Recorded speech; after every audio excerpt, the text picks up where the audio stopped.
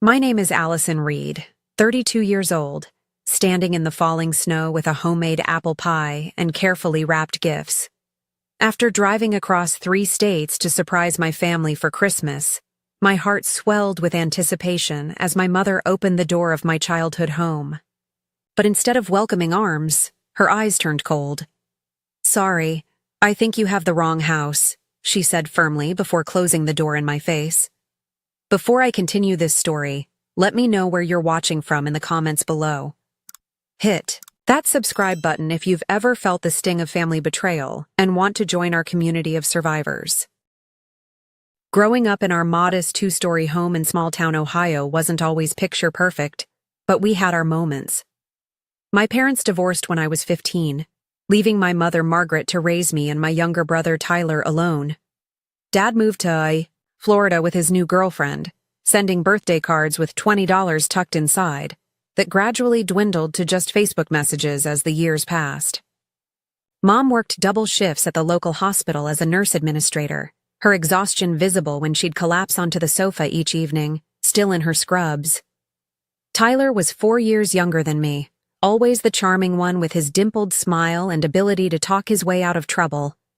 I took on the responsible role, making dinner when Mom worked late, helping Tyler with homework, and taking on part-time jobs through high school to contribute to household expenses. Our family unit might have been fractured, but we survived by leaning on each other. After college, I stayed local for a few years, working at a marketing firm in Cincinnati while living just 30 minutes from Mom's house. During those years, Sunday dinners were our tradition. I'd bring groceries, cook for everyone, and we'd watch movies together afterward. Those were comfortable times, though I often felt the weight of being the responsible one, the emotional support for both Mom and Tyler. 5 years ago, an opportunity arose that I couldn't pass up. A major marketing agency in Chicago offered me a position with nearly double my salary and real advancement potential. The decision to move wasn't easy, but at 27, I needed to build my own life. Mom acted supportive, though her lips tightened when I shared the news. Tyler, then 23 and still living at home while taking community college classes, seemed genuinely happy for me. "Go show them what the Reeds are made of," he said, hugging me tightly on moving day. What started as occasional financial help quickly became regular support. 3 months after my move, Mom called about the furnace breaking down in the middle of winter. The repair cost $4,000 they didn't have. I transferred the money immediately. 2 months later, Tyler needed a reliable car for his new job. Another $5,000 from my savings.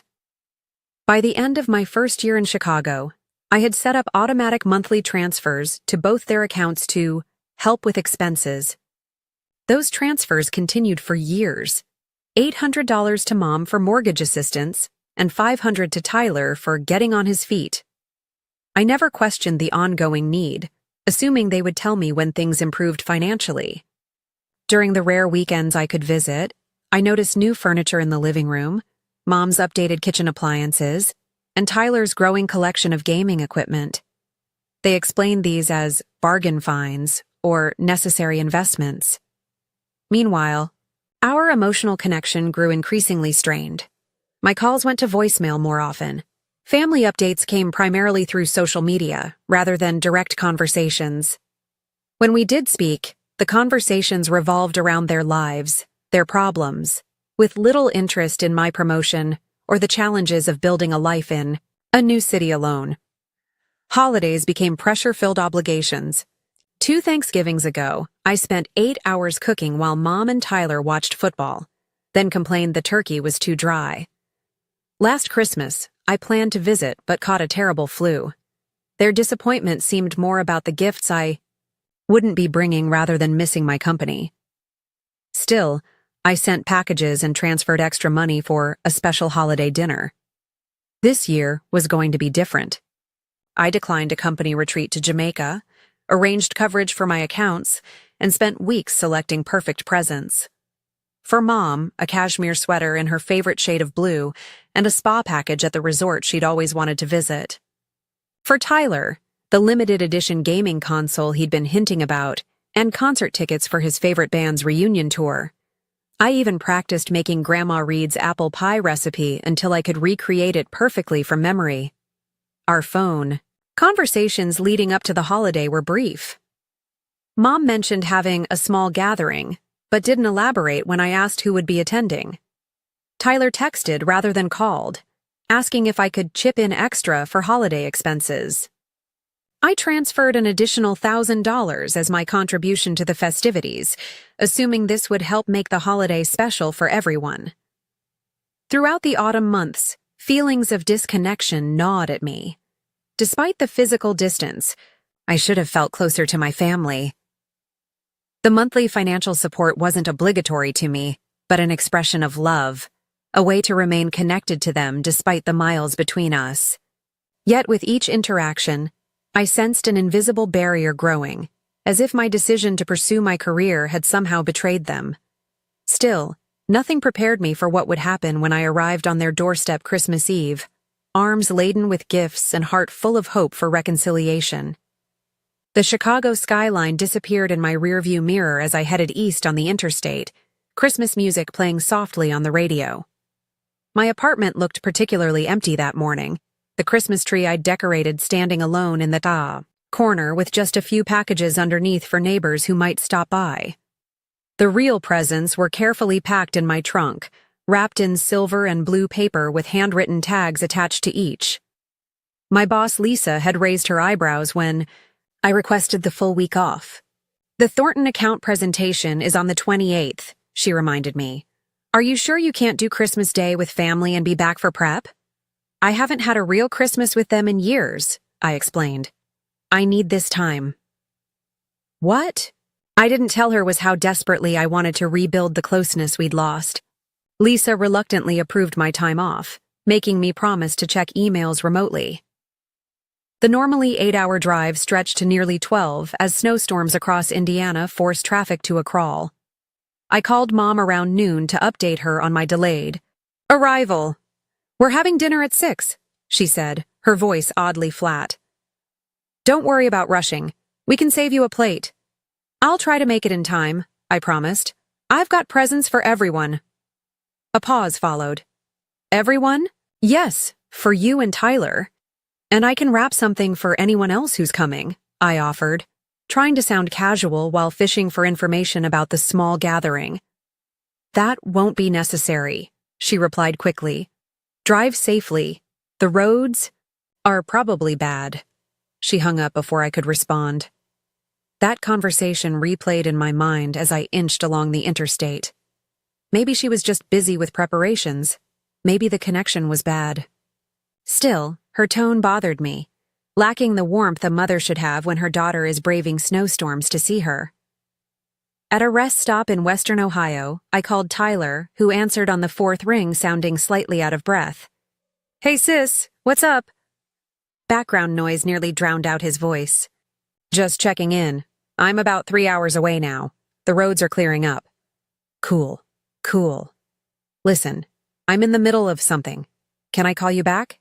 He never called back. Just outside Columbus, I stopped at a gourmet market to buy ingredients for the apple pie.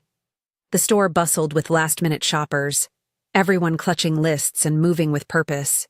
I selected the finest Granny Smith apples, premium cinnamon, and splurged on a handcrafted pie dish I thought Mom might like to keep afterward. An elderly woman in line behind me smiled at my purchases. "Someone's getting a special homemade treat," she observed. "My family," I explained, suddenly tearful. "I haven't been home for Christmas in a while." She patted my arm. "Nothing like coming home for the holidays, dear." The final stretch of highway gave way to familiar exits, then town roads, that hadn't changed since my childhood. The movie theater where I had my first date. The ice cream shop where we celebrated Tyler's Little League victories. The park where Mom used to take us sledding after heavy snows. Each landmark triggered memories of simpler times when our family bond seemed unbreakable.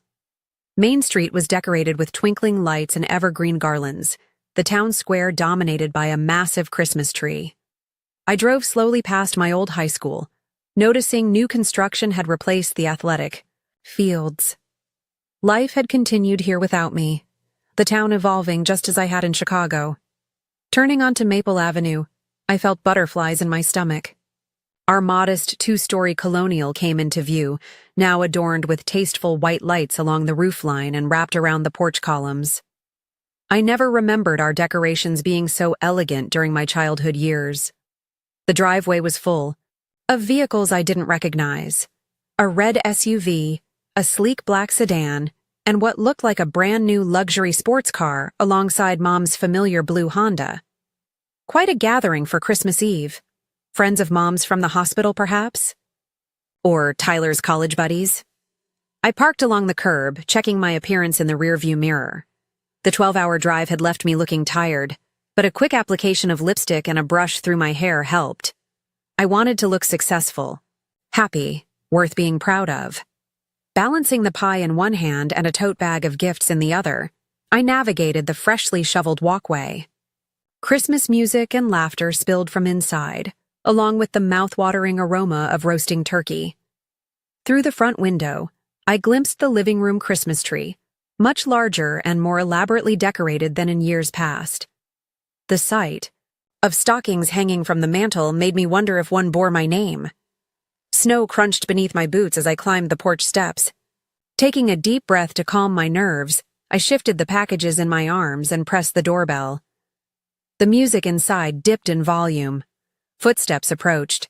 I plastered on my brightest smile as the door swung open. Mom stood in the doorway, a glass of red wine in hand. Her hair had been recently colored and styled, her makeup expertly applied.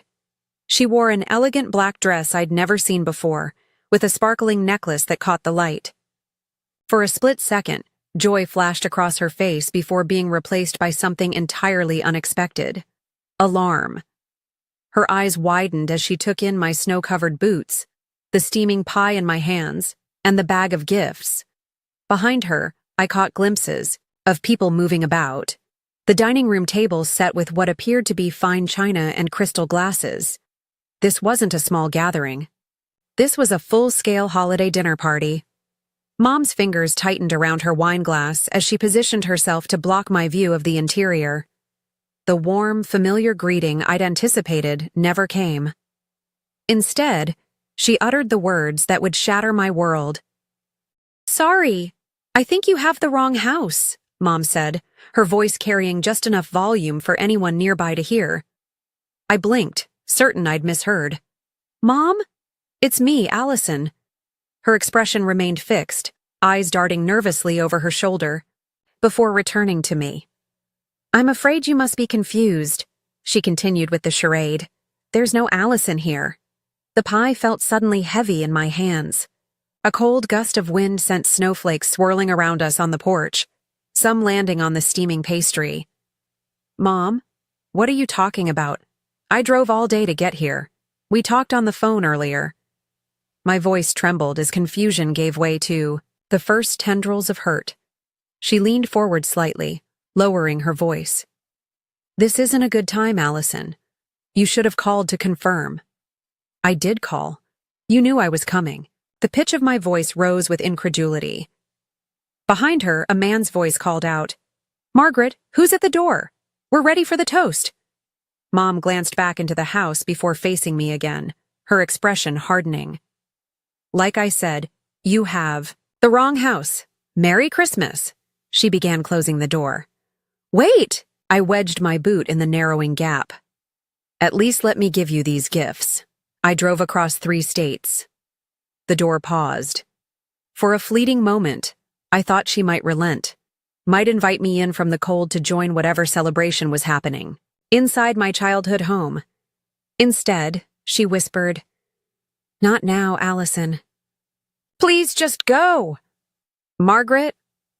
A different voice approached from inside, and suddenly Tyler appeared behind our mother. He wore a button-down shirt and tie, looking more polished than I'd ever seen him.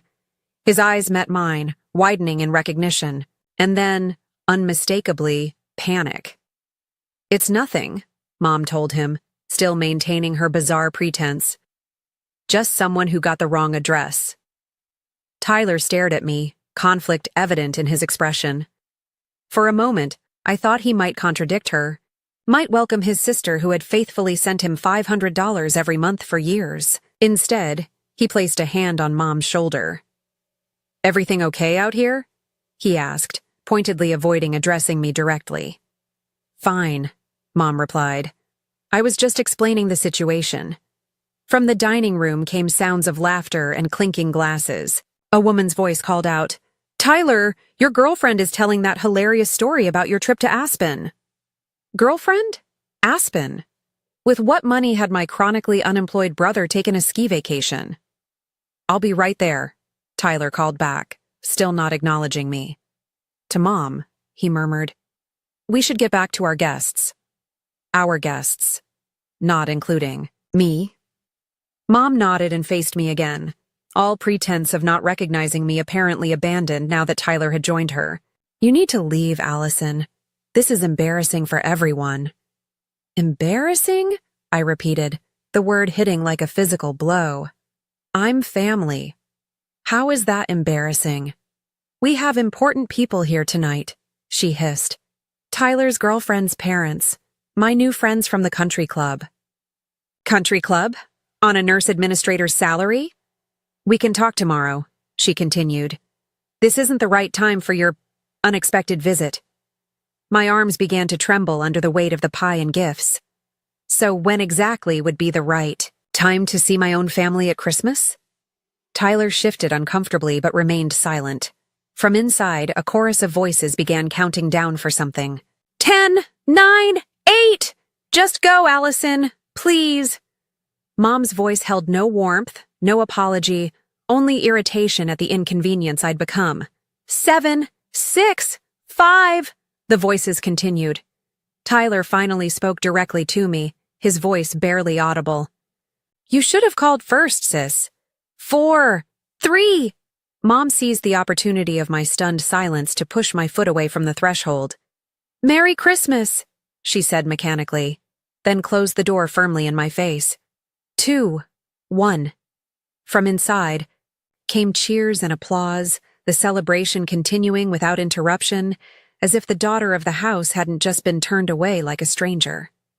I stood motionless on the porch, snowflakes accumulating on my hair and shoulders. The pie's warmth seeped through my gloves, a cruel reminder of the cozy family scene I'd imagined sharing it in. Behind the door, music volume increased again. Through the window, shadows moved in what appeared to be dancing. My fingers loosened, their grip. The pie slid from my hands, landing with a dull thud in the snow at my feet. The handcrafted dish cracked, filling with white powder as steam rose from the ruined dessert. The bag of gifts followed, tumbling onto the porch. One package burst open, revealing the corner of the blue cashmere sweater I'd selected so carefully, for my mother. Tears blurred my vision as I stumbled back down the steps. The Christmas lights that had seemed so welcoming minutes earlier now felt like a cruel decoration on a facade. This house, once my home, belonged to strangers now, strangers wearing my mother's and brother's faces. In my car, I sat with numb fingers gripping the steering wheel, unable to process what had just happened. Through the windshield, I watched the holiday scene continue inside the house, silhouettes moving past windows, occasional bursts of laughter escaping when someone opened the front door to admit late arrivals or welcome departing guests with hugs. No one retrieved the fallen packages from the porch. Perhaps they assumed the wind had blown over a decoration. The first sob caught me by surprise, bursting from my chest with such force that I doubled over the steering wheel. Then another followed, and another, until I was gasping for breath between violent cries that fogged the car windows and drowned out the last Christmas song playing softly on the radio. For 32 years, I'd been Allison Reed, daughter of Margaret, sister of Tyler. In an instant, that identity had been stripped away, on the front porch of the very home where it had been forged. I was no longer family. I was an embarrassment, an inconvenience, a stranger. As tears subsided into hiccuping breaths, I fumbled for my phone, uncertain who I could possibly call in this moment of absolute desolation. Before I could decide, the screen lit up with an incoming call. Tyler's name flashed on the display. With shaking fingers, I accepted the call, pressing the phone to my ear without speaking. What could I possibly say? Allie? Tyler's voice came through, hushed and hurried. Are you still outside? Cleared my throat, willing strength into my voice. I'm in my car. Listen, I'm sorry about what happened. I didn't know you were actually coming today. Mom said you had canceled. Canceled? The word came out as a croak. I spoke to her earlier today. I told her I was on my way. Well, she told everyone you couldn't make it. She's been planning this dinner party for weeks. Important connections for her new business venture. New business venture? My mother had been a hospital administrator for 20 years. What business venture? I asked. The boutique spa she's opening with her new partner, Richard's Investing. He's here tonight. None of this made sense. Mom had never mentioned any Richard or any spa. Tyler, I've been sending mortgage money every month. Is Mom even still working at the hospital? A pause. Not since last year. Look, this isn't a great time to get into all this. I just wanted to tell you not to be upset about tonight. You know how Mom gets about her social standing lately. Having you show up unannounced just threw her off. Unannounced. My voice rose. I've been planning this Christmas visit for months. I sent extra money specifically for holiday dinner. Another pause. Longer this time. When Tyler spoke again, his tone had shifted to something placating. The voice he used when trying to charm his way out of trouble. Don't make this a bigger deal than it is, Allie. Christmas Day is tomorrow. Maybe we can meet somewhere for coffee in the morning, just you and me. Exchange gifts then. The casual dismissal in his voice broke something inside me. All those years of support, of caring, of prioritizing their needs above my own, reduced to a consolation coffee if it could be conveniently fit into his schedule. Fine, I said flatly. I understand. Great. You're the best, sis. Always understanding. Relief flooded his voice. I should get back in there before they notice I'm gone too long. Text me what hotel you're staying at, and I'll call you tomorrow about meeting up. I understand, I repeated, unable to formulate any other response through the numbness spreading. Through me. Perfect. Love you. Merry Christmas. Merry Christmas, Tyler, I whispered. I expected to hear the call disconnect. Instead, there was rustling, muffled sounds. Tyler had failed to properly end the call. His voice returned, no longer speaking to me but to someone in the house, his tone completely transformed from the conciliatory one he'd just used. Crisis averted, he said, followed by what sounded like laughter. She's going to some hotel, totally bought the coffee plan. A female voice responded, too distant to make out the words. I know, right? Tyler continued. She still thinks helping with rent means she's automatically included in everything we do. Like we're obligated to have her around just because she sends money. My entire body went cold as his words registered. Each syllable sliced through years of familial trust, revealing the ugly truth beneath. It's not like she can't afford it, a different voice chimed in, possibly my mother's. Have you seen her apartment in those Facebook photos? All that travel? She's doing fine without us. Exactly, Tyler agreed. Meanwhile, we're using her money for the things that actually matter to us. She's so desperate to be needed that she never even questions why we always need more. Laughter followed, multiple voices joining in. Remember when she missed last Christmas because of that flu? My mother's voice asked. And she sent those ridiculous packages express delivery? The look on Kevin's face when I told him they were from my daughter, who thinks sending presents makes up for never visiting. Speaking of presents, Tyler added, you should see what she brought today. Standing there with a literal homemade pie like we're in some Hallmark movie. So pathetic. More laughter, growing fainter as he apparently walked away from wherever he'd stashed his phone. She's always been like that, my mother's voice continued, barely audible now. Always wanting more emotional connection than normal people. Always asking how we're feeling, if we're okay. Wanting to talk for hours about nothing. Who has time for that? At least her money doesn't talk, someone joked, followed by the clinking of glasses and more laughter before the voices became too distant to distinguish. I sat paralyzed, phone still pressed to my ear as the conversation continued without me, about me, revealing truths never meant for me to hear. The people I'd loved most in the world, the family I'd supported faithfully for years, saw me as nothing more than a convenient source of income. Worse, they mocked the very things about me that I'd thought made me a good daughter and sister. My generosity, my desire for connection, my genuine care for their well-being. The call continued for several more minutes, the phone apparently abandoned in some room away from the main gathering. Occasional snippets of conversation drifted through, each one another dagger to my heart. The money for Christmas dinner went to Richard's daughter's wedding gift. Told her I needed a reliable car. Bought the Audi instead. Country. Club membership was the best investment we could make for networking. Never questions any of it. Finally, a beep signaled the call had ended, either from Tyler retrieving his phone or the battery dying. I lowered my phone slowly, staring at the screen as if it might offer some explanation, some evidence that what I'd heard had been a cruel joke or a terrible misunderstanding. But there was no misunderstanding the contempt in their voices.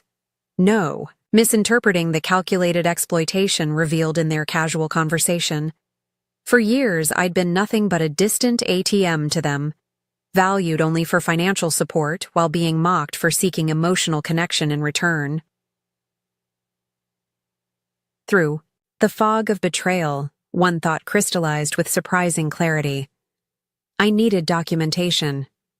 Opening my banking app, I began taking screenshots of every transfer to their accounts, every extra payment, every financial gift I'd sent over the years. The amounts were staggering when viewed all at once. Enough for a down payment on my own house. Enough for extensive international travel. Enough to have transformed my own life in countless ways.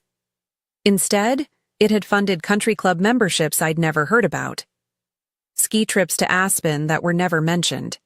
A boutique spa business that was apparently common knowledge to everyone except me.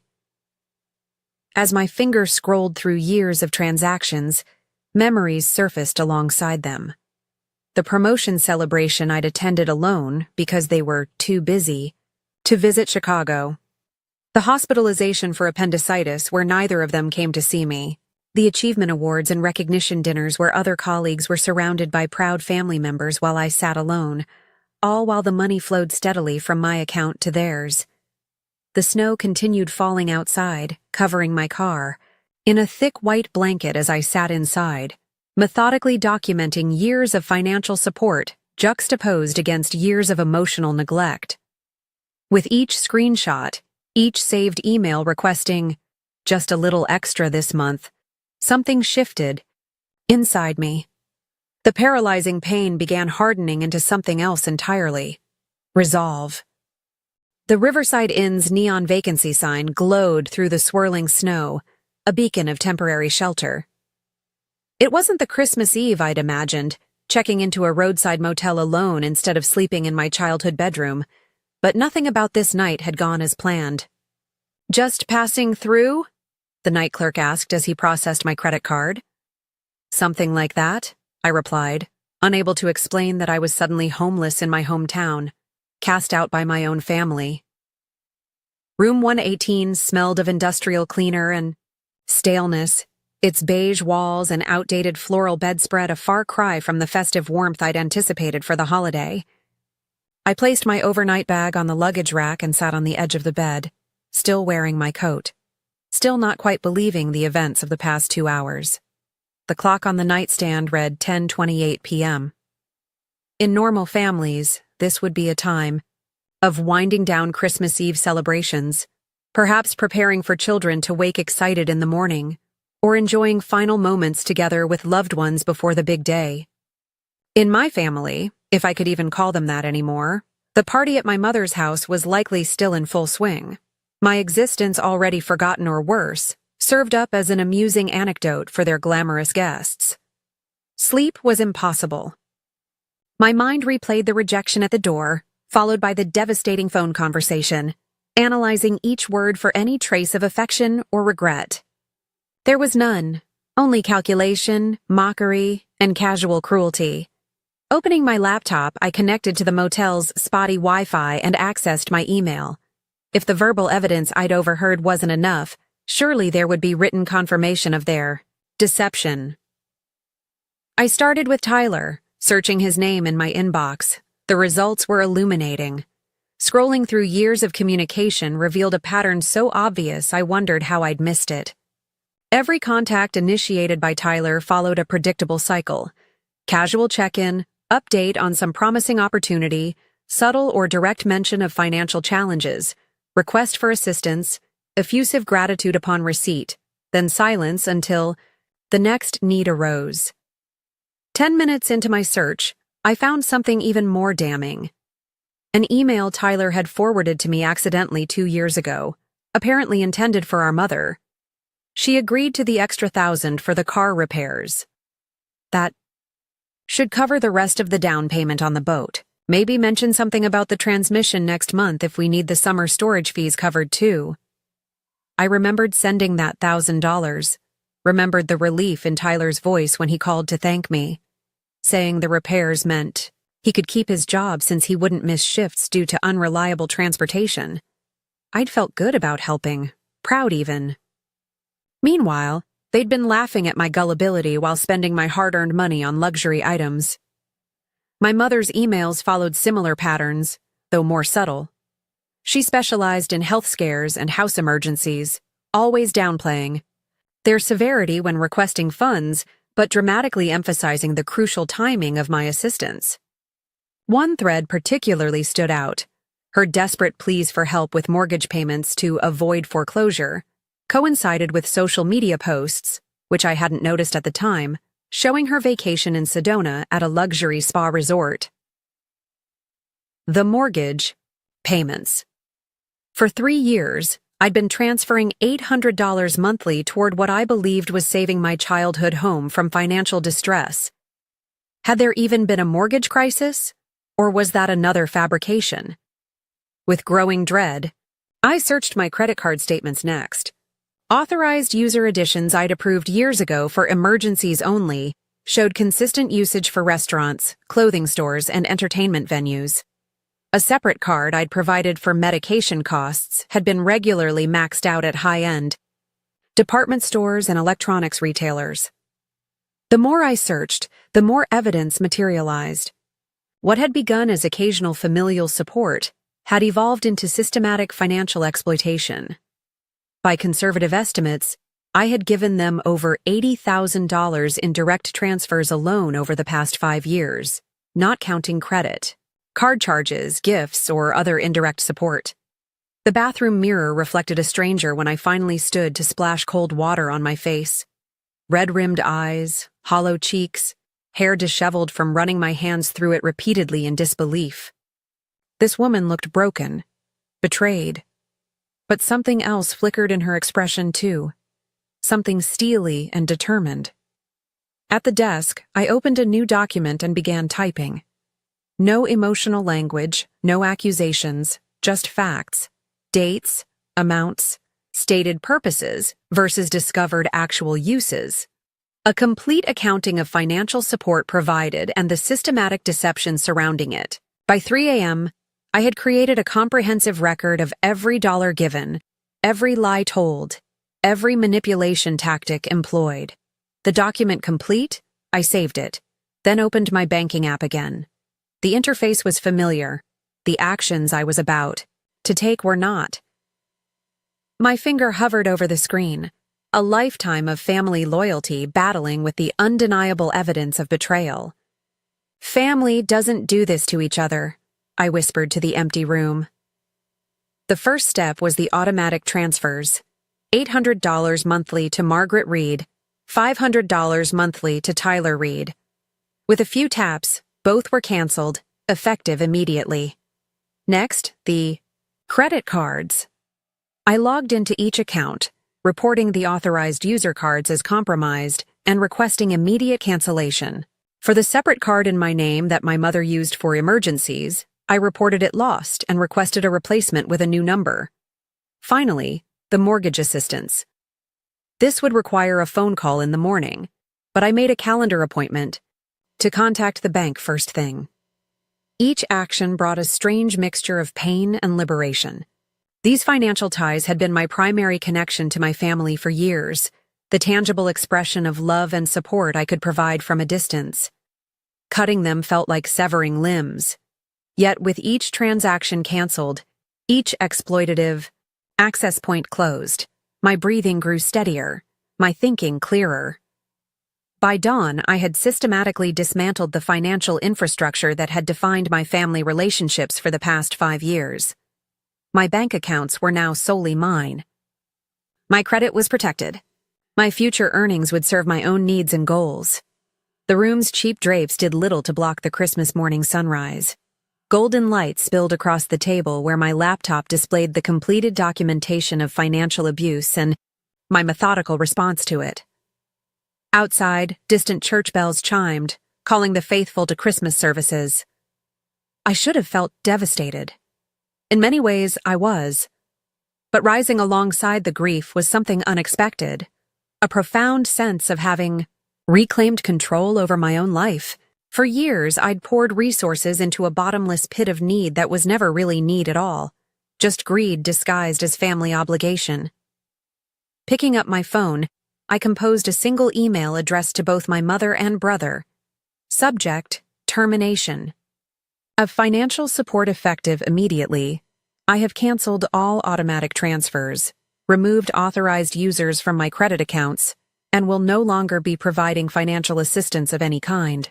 Documentation of past support totaling $83,459.17 over 5 years has been saved for potential legal purposes.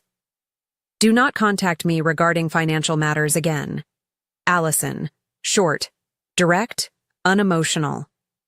My finger hovered over the send button as doubt crept in. Was I overreacting?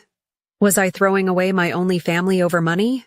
Then Tyler's mocking voice echoed in my memory. She still thinks helping with rent means she's automatically included. My mother's dismissive tone, always wanting more emotional connection than normal people. This wasn't about money. This was about respect, honesty, and genuine care. All things my financial support had apparently bought me none of. I pressed send.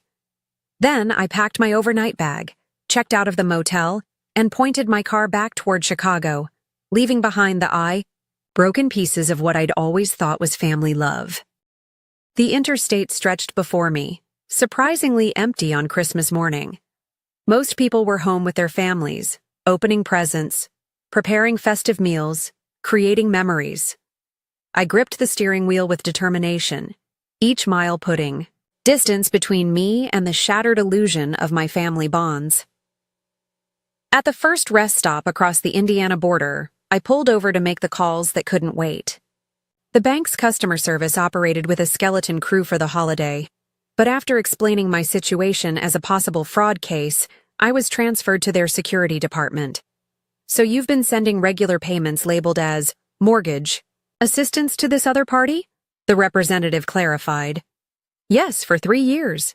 But I now have reason to believe there may never have been a mortgage issue at all. My voice remained steady, professional, as if discussing someone else's situation. I understand. We're placing an immediate stop on any pending transactions to these accounts. Our fraud department will contact you after the holiday to discuss possible recourse options for misrepresented transactions. One by one, I methodically closed every financial pipeline that had flowed from me to them. Credit card companies, payment apps, the investment account I'd established for Tyler's future business plans. Each representative expressed holiday sympathies while processing my requests without question. Financial self-protection, it seemed, was something they understood all too well, even on Christmas Day. The final call was to my landlord in Chicago, from whom I'd been subletting the garden apartment in my building to Tyler at a significant discount for the past 2 years. He had claimed to be between places temporarily while building his savings. Given what I now knew about ski trips to Aspen and luxury cars, this too had likely been a convenient fiction. I'll need to terminate the sublease agreement with my brother, I explained to Mr. Kaplan. I've just learned he's been misrepresenting his financial situation. That's unfortunate, the elderly landlord replied. Especially on Christmas. Family troubles are the worst kind. Yes, I agreed simply, unable to elaborate further without emotion threatening to break through. Back on the highway, my phone began, its assault. First came the text messages, starting with confusion, quickly escalating to disbelief and anger. Tyler. What's going on? My card was just declined at the gas station. Tyler. Allie? Are you serious right now? On Christmas? Tyler. Answer. Me, what did you do? My mother's messages followed almost immediately. Mom. Allison, I tried to make a purchase and my card was declined. Fix this immediately. Mom. This is completely unacceptable behavior. After everything we've done for you. Mom. If this is about last night, you're being childish and vindictive. I placed my phone in the passenger seat, screen down, and focused on the road ahead. Their messages deserved no response. The email I'd sent explained everything they needed to know. By the time I stopped for lunch at a roadside diner, the only establishment open along the highway, my voicemail was full. Notifications of missed. Calls scrolled endlessly. Tyler, Mom, unknown numbers that were likely them calling from others' phones when I didn't answer their initial attempts. The diner's Christmas decorations seemed almost obscene in their cheerfulness. Twinkling. Lights and plastic poinsettias surrounding a small artificial tree with blinking colored bulbs. The handful of other patrons looked as out of place as I felt. Stranded travelers and solitary figures united only by our absence from traditional family gatherings. Merry Christmas, honey, the waitress said, setting down a turkey sandwich special with a small side of cranberry sauce. On the road to see family. Coming back, actually, I replied softly. The visit ended early. She nodded with the wisdom of someone who had seen many holiday disappointments. Sometimes that's for the best. I checked my phone while picking at the sandwich. 23 missed calls, 38 text messages, 7 voicemails, and now, emails beginning to arrive. The first was from Tyler, subject line. You need to fix this right now. The message contained no greeting, just a series of demands. Whatever game you're playing needs to stop. I have bills due Monday. The party last night cost more than expected, and I'm already overdrawn. Mom is hysterical. Her business partner is waiting for her portion of the investment, and now she can't access the money. You had no right to cut us off without warning. You're punishing us because you felt left out of one dinner. Grow up and turn the cards back on immediately. My mother's email arrived minutes later, its tone fluctuating between righteous indignation and manipulative guilt. I don't know what kind of breakdown you're having, but this is beyond unacceptable. After everything I've sacrificed for you, the years of putting your needs first, this is how you repay maternal love? By trying to destroy Christmas? By embarrassing me in front of important business connections? Your brother is beside himself. He was counting on that money for essential expenses. I raised you better than this vindictive behavior. I expect the transfers restored and access reinstated by the time you read this. Or don't bother calling yourself my daughter anymore. What sacrifices had she made for me? What needs of mine had ever come first? The revisionist history was almost as stunning as the original betrayal. The pattern continued throughout the afternoon. As I drove through Indiana, the messages evolved. From angry demands to desperate pleas. Tyler, Allie, please. My landlord is going to evict me if I don't pay today. I'm not joking. Mom, the spa location deposit is due tomorrow. If I lose it, I lose everything I've worked for. Tyler, I didn't mean what you heard. It was a stupid joke. Please call me. Mom, whatever you think you know, you've misunderstood. We need to talk. By early evening, as Chicago's skyline appeared, on the horizon, the tone shifted again. Now came threats. Mom, if you don't fix this immediately, I'll have no choice but to involve lawyers. Tyler, Hope you realize this counts as financial abuse. Cutting people off without warning is illegal. Mom, I've contributed to those accounts too. You have no right to block my access. The legal threats were as empty as their earlier concern had been genuine. I had withdrawn only my own funds, canceled only my own cards. Their attempted intimidation only confirmed the correctness of my actions, unsiao. I pulled into my apartment building's parking lot. The final phase began, bargaining mixed with character assassination. Tyler.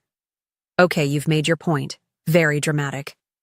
Now turn the cards back on and we can talk about a reasonable support plan going forward. Mom. I always knew you had emotional problems. This erratic behavior proves it. Let me help you get the therapy you clearly need. Tyler. Don't tell anyone about this family disagreement. You'll just embarrass yourself.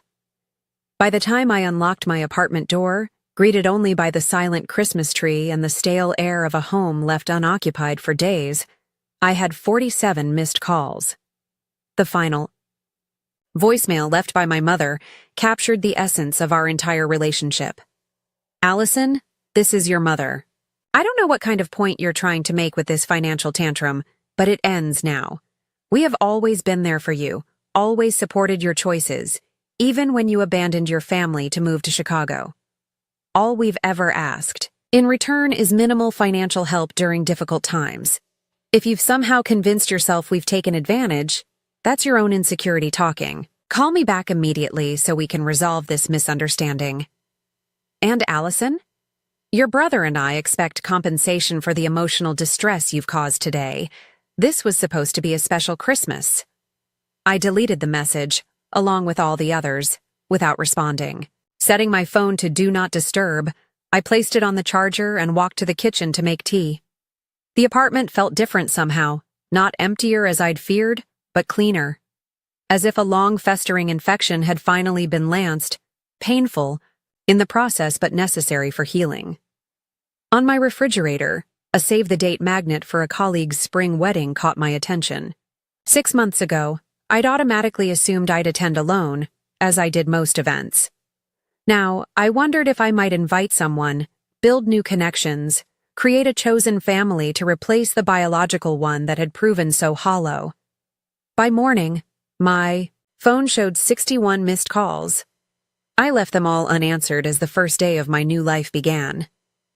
January arrived with bitter winds and heavy snow, mirroring the frozen landscape of my emotional state. The holidays passed in a blur of solitude and paperwork. Fraud reports filed with credit agencies, financial records organized for potential, legal action. New accounts created with enhanced security features. The external work of separating my finances completely from my family occupied my hands while my heart remained numb, protected by shock from the full impact of what had happened. The calls eventually stopped around New Year's Day, replaced by occasional emails that grew less frequent as weeks passed with no response. My mother's final message came in mid-January, its subject line intended to wound. Your father always said you'd abandon us too. I deleted it, unread. At Lisa's insistence, I scheduled an appointment with a therapist.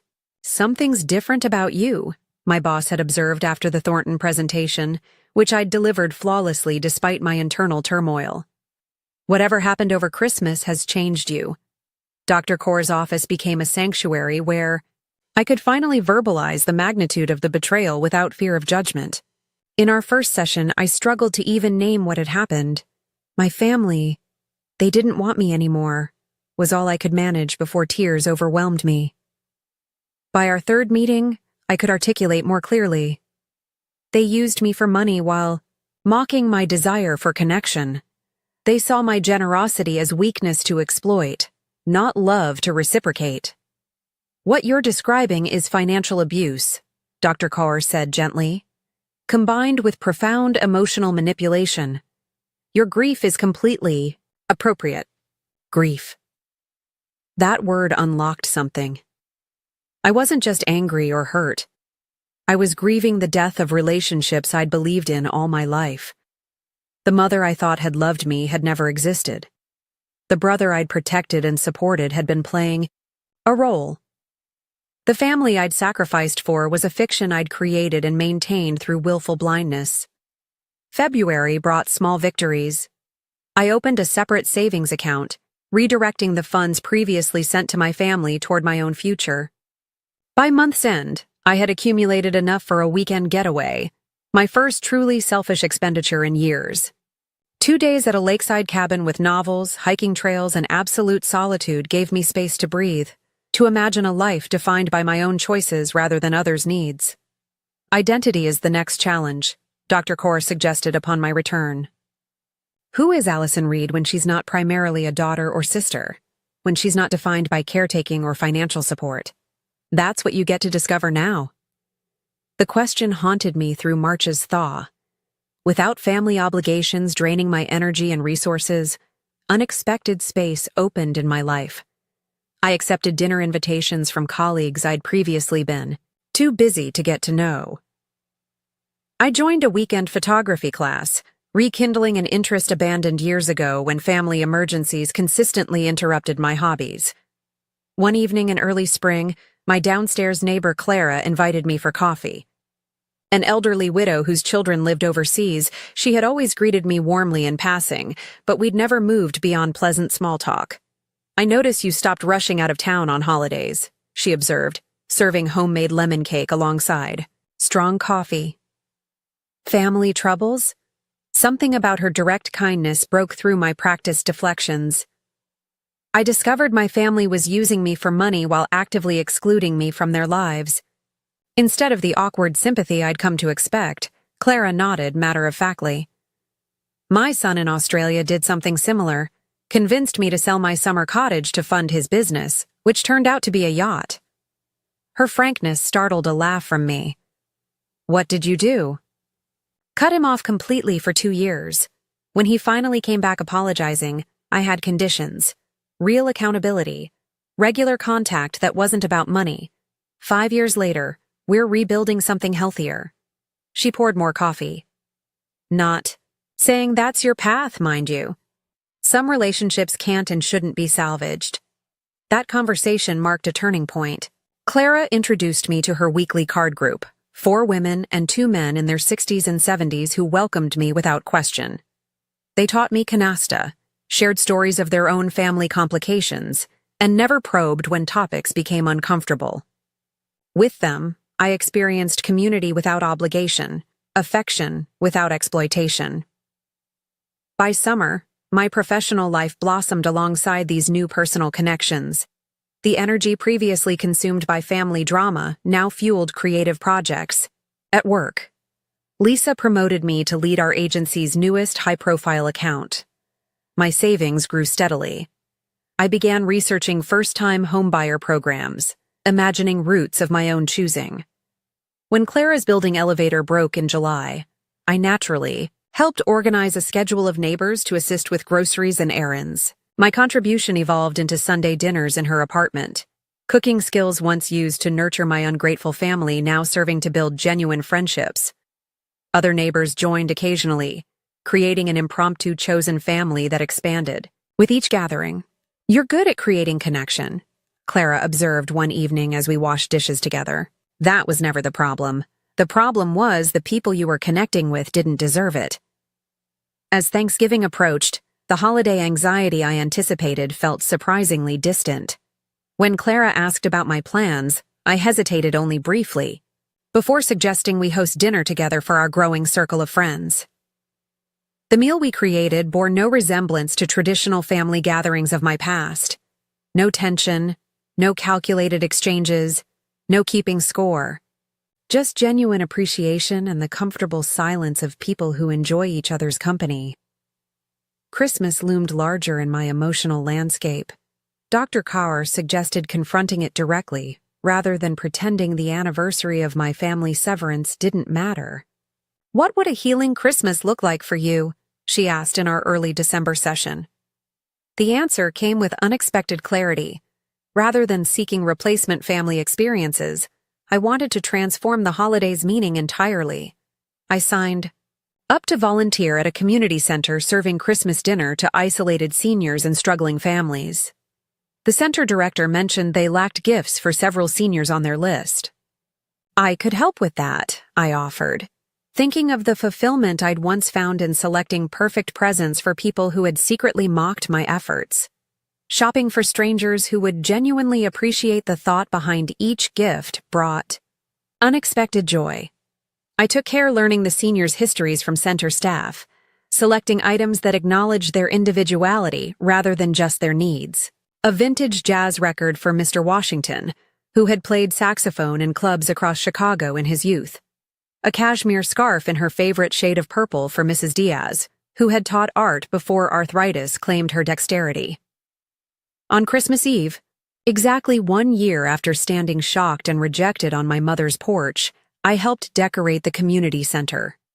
No elaborate display like my mother's precisely arranged decor, just cheerful paper chains made by children and mismatched ornaments, donated over years. The authenticity felt more beautiful than any polished presentation.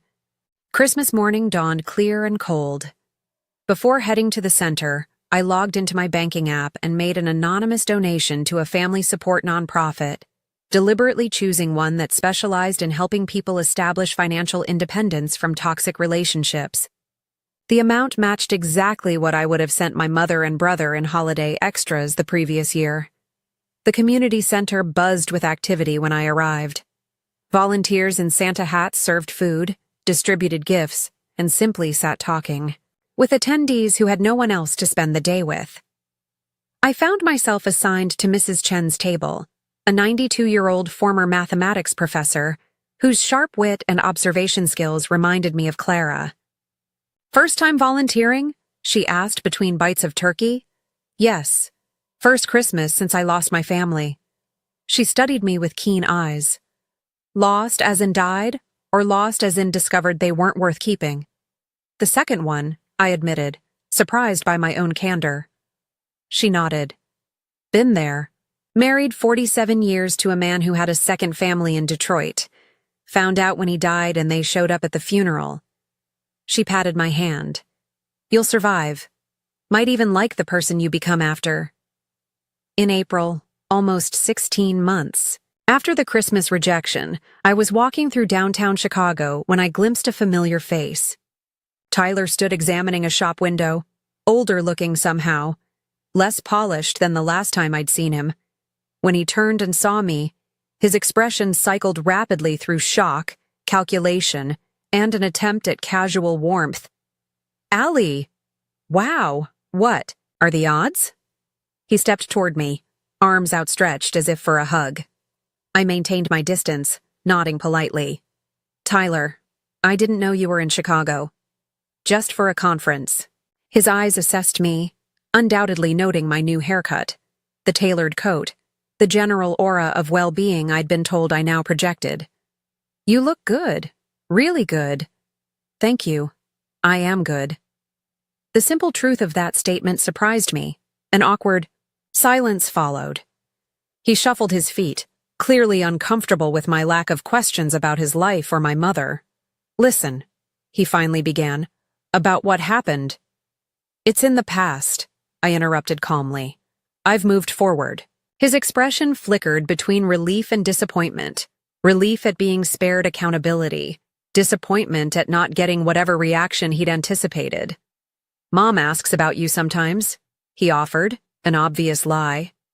"I hope you're both." "Well?" The words contained no rancor, just polite distance. "We've been struggling, actually. The spa business failed. Mom had to sell the house." His eyes watched for any sign of sympathy or guilt. "We've had to start over almost from scratch. 5 years ago, I would have immediately offered help. 2 years ago, I would have felt vindicated by their struggles. Today, I felt nothing but peaceful detachment." "Life has challenges for everyone," I replied simply. "I should get going. I have dinner plans." His expression hardened slightly. "Still holding a grudge, then? After all this time?" I smiled, genuinely amused by his misinterpretation. "No grudge, Tyler. No anger. No resentment. Just boundaries. I wish you the best, sincerely, but my life doesn't include you anymore." As I walked away, He called after me. Family is supposed to be forever, Allie. I turned briefly. True family is. What we had wasn't family. It was exploitation dressed up as obligation. My voice remained gentle, the realization long since processed and accepted. Goodbye, Tyler. That evening, I shared the encounter with my dinner companions. Clara, 2 neighbors from our Sunday group, and colleagues from work who had become genuine friends. Their supportive responses contained no pressure, no expectations, no implicit demands. Just authentic care. As plates were cleared and dessert arrived, I looked around the table at these people who had entered my life only after I'd cleared away the debris of false family ties. None of them were perfect. All had flaws and complications. But each connection was built on mutual respect rather than obligation, on choice rather than blood, on appreciation rather than exploitation. Everything okay? Clara asked, noticing my momentary introspection. Better than okay, I replied truthfully. I was just thinking about how sometimes losing what you thought was essential opens the door to finding what actually is. Have you ever experienced a moment when you realized someone you trusted was using you? What boundaries did you create afterward? Share your story in the comments below. If this resonated with you, please subscribe to hear more journeys of healing and self-discovery. Like and share if you know someone who might need to hear that. Sometimes walking away is the strongest form of self-love. Thank you for being part of this healing journey with me, and remember, family is defined by love and respect, not DNA or obligation.